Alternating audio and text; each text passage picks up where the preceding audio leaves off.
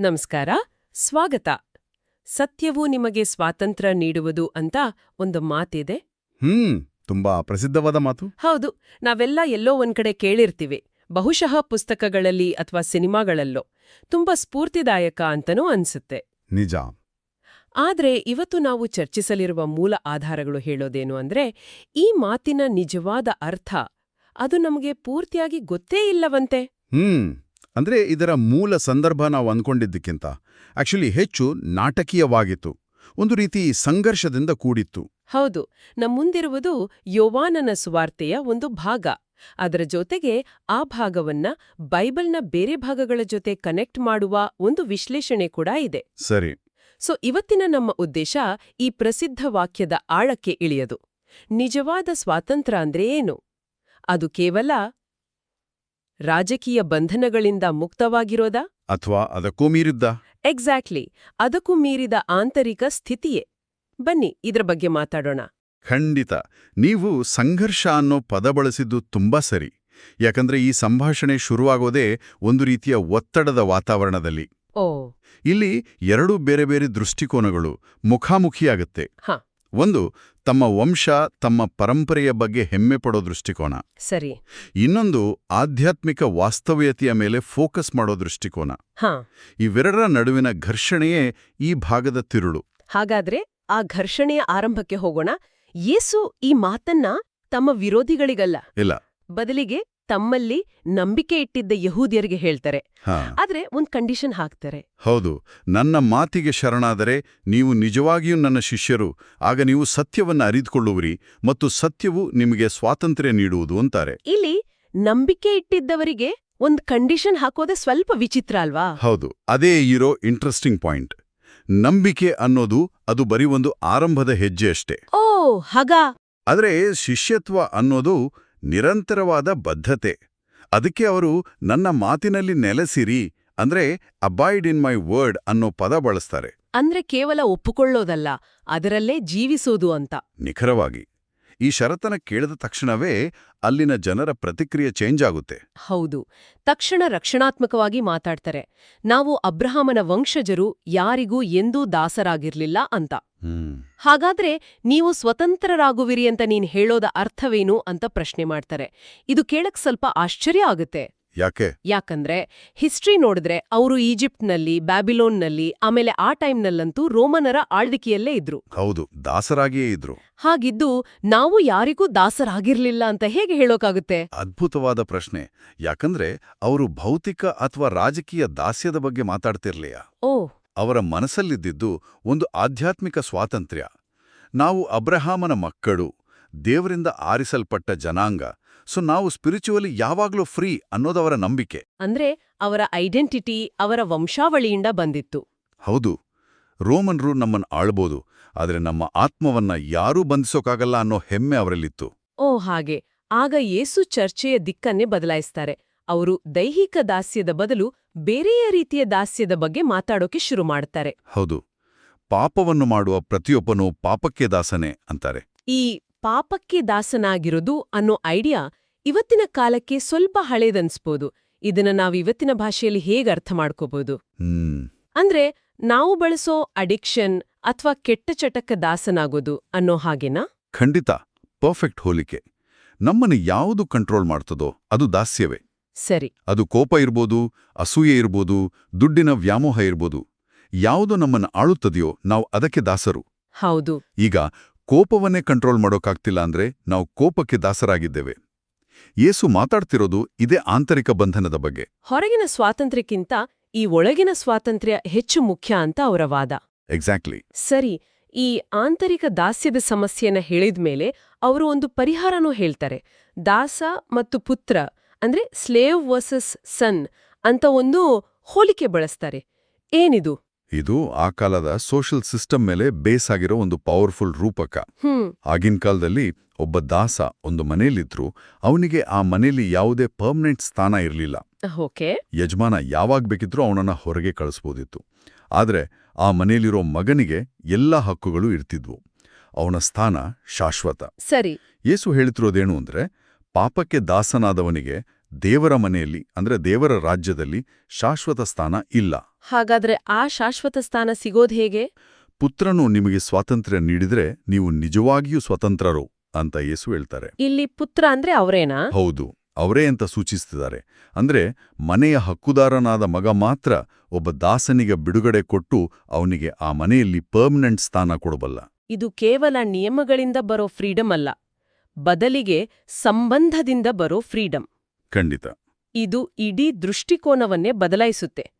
ಹಾಗಾದ್ರೆ ಸತ್ಯವು ನಿಮಗೆ ಸ್ವಾತಂತ್ರ್ಯ ನೀಡುವುದು ಅನ್ನೋ ಮಾತಲ್ಲಿ ಸತ್ಯ ಅಂದ್ರೆ ಏನು?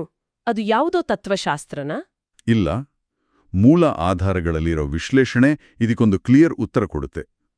ಇದೇ ಯೋಹನ್ನನ ಸುವಾರ್ತೆಯ ಇನ್ನೊಂದು ಕಡೆ ಯೇಸು ನಾನೇ ದಾರಿ, ಸತ್ಯ ಮತ್ತು ಜೀವ ಅಂತಾರೆ. ಓ ಹೌದು.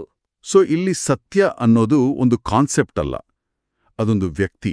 ಅಂದ್ರೆ ಸತ್ಯವನ್ನ ಅರಿತ್ಕೊಳ್ಳೋದು ಅಂದ್ರೆ ಯೇಸುವನ್ನ ಅರಿತ್ಕೊಳ್ಳೋದು ಅಂತ.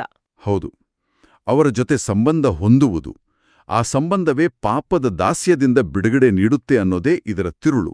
ಅಂದ್ರೆ ಸತ್ಯವನ್ನ ಕಲಿಯೋದಕ್ಕಿಂತ ಹೆಚ್ಚಾಗಿ ಸತ್ಯವನ್ನ ತಿಳಿದುಕೊಳ್ಳೋದು ಮತ್ತು ಆ ಸತ್ಯದ ಜೊತೆ ಜೀವಿಸೋದು ಮುಖ್ಯ. ಹೌದೌದು. ಇದು ಯಹೂದಿಯರ ವಾದಕ್ಕೆ ಸಂಪೂರ್ಣವಾಗಿ ವಿರುದ್ಧವಾಗಿದೆಯಲ್ವಾ? ಅವರು ನಾವು ಅಬ್ರಹಾಮನ ವಂಶಜರು ಅಂತ ತಮ್ಮ ಪರಂಪರೆ ಮೇಲೇನೆ ಡಿಪೆಂಡ್ ಆಗಿದ್ರು. ಹೌದು, ಇದೊಂದು ಮುಖ್ಯವಾದ ಪಾಠ. ಕೇವಲ ಒಂದು ಧಾರ್ಮಿಕ ಕುಟುಂಬದಲ್ಲಿ ಹುಟ್ಟಿದ ಮಾತ್ರಕ್ಕೆ ಆಧ್ಯಾತ್ಮಿಕ ಸ್ವಾತಂತ್ರ್ಯ ಸಿಗಲ್ಲ. ಅದು ವೈಯಕ್ತಿಕವಾದ ಆಯ್ಕೆ ಮತ್ತು ಬದ್ಧತೆಯಿಂದ ಬರೋದು. ನನ್ನ ಅಪ್ಪ ಅಮ್ಮ ಕ್ರಿಶ್ಚಿಯನ್ಸು, ಸೊ ನಾನು ಫ್ರೀ ಅಂದ ಹೇಳೋದು, ನನ್ನಪ್ಪ ಡಾಕ್ಟರ್, ಸೊ ನಂಗೂ ಸರ್ಜರಿ ಮಾಡಕ್ ಬರುತ್ತೆ ಅಂದ ಹಾಗೆ. ಹೌದು, ಹಾಗೆ ವರ್ಕ್ ಆಗಲ್ಲ. ಖಂಡಿತ ಇಲ್ಲ. ಸರಿ, ಯೋವಾನನ ಸುವಾರ್ತೆಯಲ್ಲಿರೋ ಈ ಒಂದು ಸಂಭಾಷಣೆ ಸ್ವಾತಂತ್ರ್ಯದ ಬಗ್ಗೆ ಒಂದು ಹೊಸ ವ್ಯಾಖ್ಯಾನವನ್ನೇ ಕೊಡುತ್ತೆ. ಆದ್ರೆ ನಮ್ಮ ಮುಂದಿರೋ ವಿಶ್ಲೇಷಣೆ ಹೇಳೋದು ಈ ಕಲ್ಪನೆ ಇಲ್ಲಿಗೆ ನಿಲ್ಲಲ್ಲ, ಇದೊಂದು ದೊಡ್ಡ ಕಥೆಯ ಭಾಗ ಅಂತ, ಅಲ್ವಾ? ಹೌದು, ಇದು ತುಂಬಾ ಆಕರ್ಷಕವಾದ ಭಾಗ. ಸುಮಾರು 800 ವರ್ಷಗಳ ಕಾಲದ ಬರವಣಿಗೆಗಳನ್ನ ಇದು ಒಂದುಗೂಡಿಸುತ್ತೆ ಅಂತನೂ ಹೇಳಲಾಗಿದೆ. ಅದು ಹೇಗೆ? ಹೌದು, ಈ ವಿಶ್ಲೇಷಣೆಯು ಯೋವಾನನ ಈ ಭಾಗವನ್ನ ಒಂದು ದೊಡ್ಡ ದೈವಿಕ ಯೋಜನೆಯ 3ನೇ ಹಂತವಾಗಿ ನೋಡುತ್ತೆ.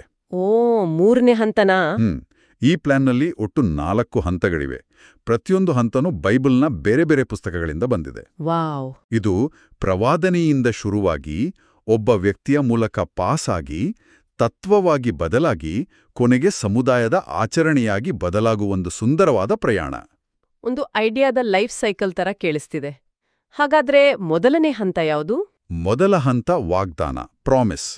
ಇದು ಯೇಸು ಹುಟ್ಟೋಕು ಸುಮಾರು 700 ವರ್ಷಗಳ ಹಿಂದೆ ಬರೆದ ಯಶಾಯನ ಗ್ರಂಥದಿಂದ ಬಂದಿದೆ. ಸರಿ.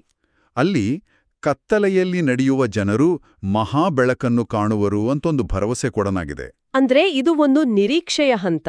ಹೌದು, ಆಧ್ಯಾತ್ಮಿಕವಾಗಿ ಕತ್ತಲೆಯಲ್ಲಿದ್ದವರಿಗೆ ಒಂದು ದಿನ ಬೆಳಕು ಬರುತ್ತೆ ಅನ್ನೋ ನಿರೀಕ್ಷೆ. ಆಮೇಲೆ 2ನೇ ಹಂತ, ಆ ವಾಗ್ದಾನದ ನೆರವೇರಿಕೆ, ಫುಲ್ಫಿಲ್ಮೆಂಟ್. ಅದು ಮತ್ತಾಯನ ಸುವಾರ್ತೆಯಲ್ಲಿ ಬರುತ್ತೆ ಅಲ್ವಾ?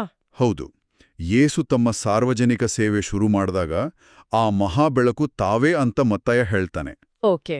ಮತ್ತು ಆ ಬೆಳಕನ್ನ ಕಂಡ ತಕ್ಷಣ ಪೇತ್ರ, ಆಂದ್ರೇಯರಂತಹ ಬೆಸ್ತರು ತಮ್ಮ ಜೀವನೋಪಾಯವಾಗಿದ್ದ ಬಲೆಗಳನ್ನ ಅಲ್ಲೇ ಬಿಟ್ಟು ಅವರನ್ನ ಹಿಂಬಾಲಿಸ್ತಾರೆ. ಅಂದ್ರೆ ಆ ವಾಗ್ದಾನ ಒಬ್ಬ ವ್ಯಕ್ತಿಯ ರೂಪದಲ್ಲಿ ಬಂದಾಗ ಅದಕ್ಕೆ ತಕ್ಷಣ ಸ್ಪಂದಿಸೋದು. ಎಕ್ಸಾಕ್ಟ್ಲಿ. ಆ ಕ್ಷಣದಲ್ಲಿ ಅವರು ತಮ್ಮ ಹಳೆಯ ಜೀವನಕ್ಕೆ ದಾಸರಾಗಿರಲು ನಿರಾಕರಿಸ್ತಾರೆ. ಸರಿ, ವಾಗ್ದಾನ, ಆಮೇಲೆ ನೆರವೇರಿಕೆ. 3ನೇ ಹಂತ ನಾವು ಆಗ್ಲೇ ಚರ್ಚೆ ಮಾಡಿದ ಅನ್ವಯ, ಅಪ್ಲಿಕೇಶನ್, ಯೋವಾನನ ಸುವಾರ್ತೆಯ ಭಾಗ. ನಿಖರವಾಗಿ. ಆ ಬೆಳಕು ಅಂದ್ರೆ ಯೇಸು ಕೇವಲ ಒಬ್ಬ ವ್ಯಕ್ತಿಯಲ್ಲ, ಆತನೇ ಸತ್ಯ. ಮತ್ತು ಆ ಸತ್ಯ ನಮ್ಮನ್ನ ಪಾಪದ ಆಂತರಿಕ ದಾಸ್ಯದಿಂದ ಹೇಗೆ ಬಿಡುಗಡೆ ಮಾಡುತ್ತೆ ಅಂತ ವಿವರಿಸೋದೇ ಈ ಹಂತ.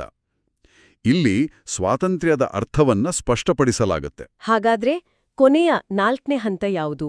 ಈ ಕತೆ ಎಲ್ಲಿಗೆ ಹೋಗುತ್ತೆ? 4ನೇ ಹಂತ ಸವಾಲು, ಚಾಲೆಂಜ್. ಇದು ಕೊರಿಂಥದವರಿಗೆ ಬರೆದ ಪತ್ರದಿಂದ ಬಂದಿದೆ. ಇಲ್ಲಿ ಅಪೊಸ್ತಲ ಪೌಲನು ಈಗಾಗಲೇ ಕ್ರಿಸ್ತನಲ್ಲಿ ಸ್ವಾತಂತ್ರ್ಯ ಪಡೆದಿದ್ದ ಒಂದು ಸಭೆಗೆ ಮಾತಾಡ್ತಿದ್ದಾನೆ. ಸರಿ, ಆಲ್ರೆಡಿ ಫ್ರೀ ಆಗಿದ್ದವರೀಗ. ಹೌದು, ಆದರೆ ಆ ಸಭೆಯಲ್ಲಿ ಭಿನ್ನಾಭಿಪ್ರಾಯಗಳು, ಗುಂಪುಗಾರಿಕೆಗಳು ಜಾಸ್ತಿ ಆಗಿತ್ತು. ಆಗ ಪೌಲನು, ನೀವು ಸ್ವತಂತ್ರರು ಹೌದು, ಆದರೆ ನಿಮ್ಮ ಸ್ವಾತಂತ್ರ್ಯವನ್ನ ಬಳಸಿ ಒಬ್ರಿಗೊಬ್ರು ಕಿತ್ತಾಡ್ತಿದ್ದೀರಲ್ಲ, ನಿಮ್ಮ ನಡುವೆ ಐಕ್ಯತೆಯಲ್ಲಿ ಅಂತ ಸವಾಲಾಗ್ತಾನೆ. ವಾವ್! ಇದೊಂದು ಸಂಪೂರ್ಣ ಚಿತ್ರಣವನ್ನು ಕೊಡುತ್ತೆ. ಅಂದ್ರೆ ಸ್ವಾತಂತ್ರ್ಯ ಅನ್ನೋದು ಬರೀ ವೈಯಕ್ತಿಕ ಅನುಭವ ಅಲ್ಲ, ಅದು ಸಮುದಾಯದಲ್ಲಿ ಹೇಗೆ ಜೀವಿಸ್ಬೇಕು ಅನ್ನೋ ಜವಾಬ್ದಾರಿನೂ ತರುತ್ತೆ. ಖಂಡಿತ. ಸ್ವಾತಂತ್ರ್ಯದ ಅಂತಿಮ ಪರೀಕ್ಷೆ ಇರೋದೇ ನಮ್ಮ ಸಂಬಂಧಗಳಲ್ಲಿ. ಆಂತರಿಕವಾಗಿ ಬಿಡುಗಡೆ ಹೊಂದಿದ ವ್ಯಕ್ತಿ ತನ್ನ ಸುತ್ತಲಿರೋರ ಜೊತೆ ಪ್ರೀತಿ, ಐಕ್ಯತೆಯಿಂದ ಬದುಕಬೇಕು. ಇಲ್ಲದಿದ್ರೆ ಆ ಸ್ವಾತಂತ್ರ್ಯ ಅಪೂರ್ಣ. ಹೌದು. ಹೀಗೆ ಒಂದು ವಾಗ್ದಾನದಿಂದ ಶುರುವಾದ ಕಥೆ ಸಮುದಾಯದ ಐಕ್ಯತೆಯ ಸವಾಲಿನಲ್ಲಿ ಕೊನೆಗೊಳ್ಳುತ್ತೆ. ಹಾಗಾದ್ರೆ ಈ 4 ಹಂತಗಳ ಆಧ್ಯಾತ್ಮಿಕ ಪ್ರಯಾಣವನ್ನ ಇವತ್ತಿನ ಜೀವನಕ್ಕೆ ಅನ್ವಯಿಸೋದಾದ್ರೆ ಪ್ರಮುಖ ಪಾಠಗಳ ಏನು? ಮೊದಲನೇದಾಗಿ ಕತ್ತಲೆಯನ್ನು ಗುರುತಿಸುವುದು. ನಮ್ಮ ಜೀವನದಲ್ಲಿರೋ ಬಂಧನೆಗಳು ಯಾವುವು ಅಂತ ಪ್ರಾಮಾಣಿಕವಾಗಿ ಒಪ್ಕೊಳ್ಳೋದು. ನನ್ನನ್ನ ಯಾವುದು ಕಂಟ್ರೋಲ್ ಮಾಡ್ತಿದೆ ಅಂತ. ಹೌದು. ನನ್ನನ್ನ ಆಳುತ್ತಿರೋ ಕೋಪ ಯಾವುದು, ಕೆಟ್ಟ ಅಭ್ಯಾಸ ಯಾವುದು, ಸಮಸ್ಯೆ ಇದೆ ಅಂತ ಒಪ್ಕೊಳ್ಳೋದೇ ಪರಿಹಾರದ ಮೊದಲ ಹೆಜ್ಜೆ. ಸರಿ. ಎರಡನೇದು ಮತ್ತಾಯನ ಸುವಾರ್ತೆಯ ಶಿಷ್ಯರ ಹಾಗೆ ಬೆಳಕನ್ನು ಹಿಂಬಾಲಿಸುವುದು. ಬದಲಾವಣೆಗೆ ಅವಕಾಶ ಬಂದಾಗ ಹಳೆಯದನ್ನ, ಅಂದ್ರೆ ನಮ್ಮನ್ನ ಬಂಧಿಸಿಟ್ಟಿರೋ ಬಲೆಗಳನ್ನ ಬಿಟ್ಟು ಹೊಸ ದಾರಿಯಲ್ಲಿ ನಡೆಯೋಕೆ ಧೈರ್ಯ ಮಾಡೋದು. ಇದು ಆಕ್ಷನ್ ಸ್ಟೆಪ್. ಖಂಡಿತ. ಸುಮ್ನೆ ಯೋಚಿಸೋದಲ್ಲ, ಕಾರ್ಯರೂಪಕ್ಕೆ ಇಳಿಸೋದು. ಮೂರನೇದು ಸತ್ಯದಲ್ಲಿ ನೆಲೆಸಿರುವುದು. ಇದು ಯೋವಾನ್ನನ ಭಾಗದ ಮುಖ್ಯ ಸಂದೇಶ. ಸ್ವಾತಂತ್ರ್ಯ ಅನ್ನೋದು ಒಂದೇ ದಿನದಲ್ಲಿ ಸಿಗೋ ವಸ್ತು ಅಲ್ಲ. ಅದು ಪ್ರತಿದಿನ ದೇವರ ವಾಕ್ಯದೊಂದಿಗೆ, ಸತ್ಯದೊಂದಿಗೆ ಜೀವಿಸೋ ಮೂಲಕ, ಅದನ್ನ ಅಭ್ಯಾಸ ಮಾಡೋ ಮೂಲಕ ಕಾಪಾಡ್ಕೋಬೇಕಾದ ಸ್ಥಿತಿ. ಇದು ಸಂಡೇ ಆಕ್ಟಿವಿಟಿ ಅಲ್ಲ, ಡೈಲಿ ಲೈಫ್ ಸ್ಟೈಲ್. ಮತ್ತು ಕೊನೆಯದಾಗಿ ಕೊರಿಂಥದವರಿಗೆ ನೀಡಿದ ಸವಾಲಿನಂತೆ ಐಕ್ಯತೆಯಲ್ಲಿ ಬೆಳೆಯುವುದು. ಹೌದು. ನಮಗೆ ಸಿಕ್ಕಿದ ಆಂತರಿಕ ಸ್ವಾತಂತ್ರ್ಯವನ್ನ ನಮ್ಮ ಕುಟುಂಬ, ಸ್ನೇಹಿತರು, ಸಮಾಜದಲ್ಲಿ ಪ್ರೀತಿ ಮತ್ತು ಒಗ್ಗಟ್ಟನ್ನ ಬೆಳೆಸೋಕೆ ಬಳಸೋದು. ನನ್ನ ಸ್ವಾತಂತ್ರ್ಯ ಇನ್ನೊಬ್ಬರಿಗೆ ನೋವುಂಟು ಮಾಡಬಾರ್ದು. ಇದು ನಮ್ಮ ಸ್ವಾತಂತ್ರ್ಯದ ಸೋಷಿಯಲ್ ರೆಸ್ಪಾನ್ಸಿಬಿಲಿಟಿ. ಹೌದು. ಈ 4 ಹಂತಗಳು ಸ್ವಾತಂತ್ರ್ಯ ಅನ್ನೋ ಪದಕ್ಕೆ ಒಂದು ಸಮಗ್ರವಾದ, ಆಳವಾದ ಅರ್ಥವನ್ನ ಕೊಡುತ್ತೆ. ಅದು ನಿಯಮಗಳಿಲ್ಲದ ಅನಿರ್ಬಂಧಿತ ಸ್ಥಿತಿಯಲ್ಲ. ಬದಲಿಗೆ ನಮ್ಮನ್ನ ಒಳಗಿನಿಂದ ಬಂಧಿಸೋ ನೆಗೆಟಿವ್ ಶಕ್ತಿಗಳಿಂದ ಬಿಡುಗಡೆ ಹೊಂದಿ ಒಂದು ಉದ್ದೇಶಪೂರ್ಣ, ಪ್ರೀತಿಯುತ, ಜವಾಬ್ದಾರಿಯುತ ಜೀವನ ನಡೆಸೋದು. ಪರ್ಫೆಕ್ಟ್. ಸತ್ಯವು ನಿಮಗೆ ಸ್ವಾತಂತ್ರ್ಯ ನೀಡುವುದು ಅನ್ನೋ ಒಂದು ಸರಳ ಮಾತಿನಿಂದ ಆರಂಭವಾದ ನಮ್ಮ ಚರ್ಚೆ ಒಂದು ವಾಗ್ದಾನದಿಂದ ಶುರುವಾಗಿ ಸಮುದಾಯದ ಜವಾಬ್ದಾರಿಯವರೆಗಿನ ಒಂದು ಮಹಾನ್ ಪ್ರಯಾಣದಲ್ಲಿ ನಮ್ಮನ್ನ ಕರ್ಕೊಂಡ್ಹೋಯ್ತು. ಹೌದು. ಈ ಒಂದು ಸಣ್ಣ ವಾಕ್ಯ ಎಷ್ಟು ದೊಡ್ಡ ಕಥೆಯ ಭಾಗವಾಗಿದೆ ಅನ್ನೋದನ್ನ ಈ ಮೂಲ ಆಧಾರಗಳು ಸ್ಪಷ್ಟವಾಗಿ ತೋರ್ಸ್ಕೊಟ್ವು. ಇದರ ಕೇಂದ್ರಬಿಂದು ಮಾತ್ರ ತುಂಬಾ ಸ್ಪಷ್ಟವಾಗಿದೆ.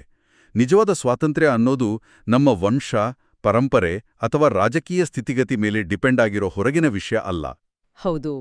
ಅದು ಸತ್ಯದೊಂದಿಗಿನ, ಅಂದರೆ ಇಲ್ಲಿನ ವ್ಯಾಖ್ಯಾನದ ಪ್ರಕಾರ ಯೇಸುಕ್ರಿಸ್ತರೊಂದಿಗಿನ ವೈಯಕ್ತಿಕ ಸಂಬಂಧದ ಮೂಲಕ ಸಿಗುವ ಆಂತರಿಕ ಆಧ್ಯಾತ್ಮಿಕ ಸ್ಥಿತಿ. ಕೇಳುಗರಿಗೆ ಒಂದು ಅಂತಿಮ ಆಲೋಚನೆಯನ್ನ ನೀಡ್ತಾ ಈ ಚರ್ಚೆಯನ್ನ ಮುಗಿಸೋಣ. ಈ ಸಂಭಾಷಣೆಯಲ್ಲಿ ಬರೋ ದಾಸ ಮತ್ತು ಪುತ್ರನ ನಡುವಿನ ವ್ಯತ್ಯಾಸ ನನ್ನ ಮನಸ್ಸಲ್ಲಿ ಉಳಿದಿದೆ. ಒಬ್ಬ ದಾಸನಿಗೆ ಮನೆಯಲ್ಲಿ ಶಾಶ್ವತ ಸ್ಥಾನವಿಲ್ಲ, ಆದ್ರೆ ಪುತ್ರನಿಗೆ ಇದೆ. ನಮ್ಮ ಆಧ್ಯಾತ್ಮಿಕ ಜೀವನದಲ್ಲಿ ನಾವು ಕೇವಲ ತಾತ್ಕಾಲಿಕ ಅತಿಥಿ ಅಥವಾ ಸೇವಕರ ತರ ಬದುಕ್ತಿದ್ದೀವಾ? ಹೌದು, ಯೋಚಿಸಬೇಕಾದ ವಿಷಯ. ಅಥವಾ ಆ ಮನೆಯ ಶಾಶ್ವತ ಮತ್ತು ಹಕ್ಕುಳ್ಳ ಸದಸ್ಯನಾಗಿ ಬದುಕ್ತಿದ್ದೀವಾ? ಆ ರೀತಿಯ ಭದ್ರತೆ ಮತ್ತು ಸೇರಿದ ಭಾವನೆಯೊಂದಿಗೆ ಬದುಕುವುದು ಅಂದ್ರೆ ಹೇಗಿರ್ಬೋದು? ಇದನ್ನ ಯೋಚನೆ ಮಾಡ್ಬೋದು. ಪ್ರಿಯರೇ, ಈ ಚಾನೆಲ್ ಅನ್ನು ಸಬ್ಸ್ಕ್ರೈಬ್ ಮಾಡಿ ಪ್ರತಿದಿನ ದೇವರ ವಾಕ್ಯವನ್ನು ಆಲಿಸುತ್ತಾ ಅದನ್ನು ಇತರರೊಂದಿಗೆ ಹಂಚಿಕೊಳ್ಳಲು ನಮಗೆ ನೆರವಾಗಿರಿ. ಧನ್ಯವಾದಗಳು.